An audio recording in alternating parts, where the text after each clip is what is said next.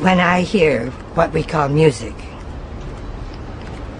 it seems to me that someone is talking, and talking about his feelings or about his ideas of relationships. But when I hear traffic, the sound of traffic here on 6th Avenue, for instance, I don't have the feeling that anyone is talking. I have the feeling that sound is acting. And I love the activity of sound. What it does is it gets louder and quieter, and it gets higher and lower, and it gets longer and shorter.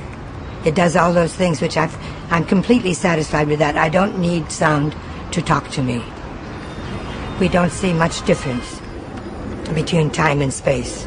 We don't know where one begins and the other stops. So that most of the arts we think of as being in time, and most of the arts we think of as being in space.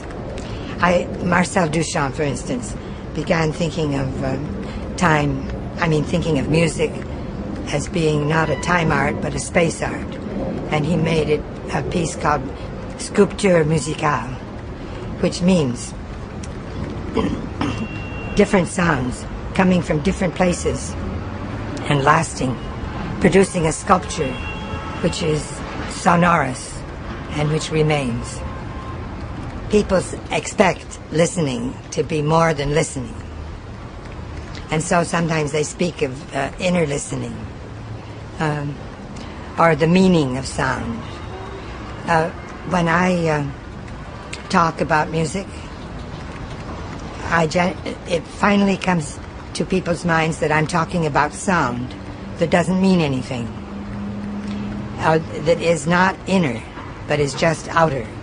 And they say, these people who understand that finally say, you mean it's just sounds? Thinking that for something to just be a sound is to be useless. Whereas I love sounds, just as they are. And I have no need for them to be anything more than what they are. I don't want them to be psychological. I don't want a sound to pretend that it's a bucket, or that it's a president, or that it's in love with another sound.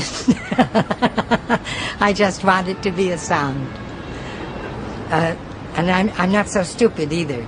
There was a German philosopher who's very well known, Immanuel Kant, and he said there are two things that don't have to mean anything. One is music, and the other is laughter. Don't have to mean anything, that is, in order to give us very deep pleasure.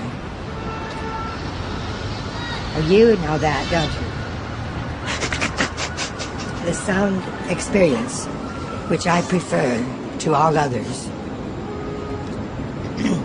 is the experience of silence.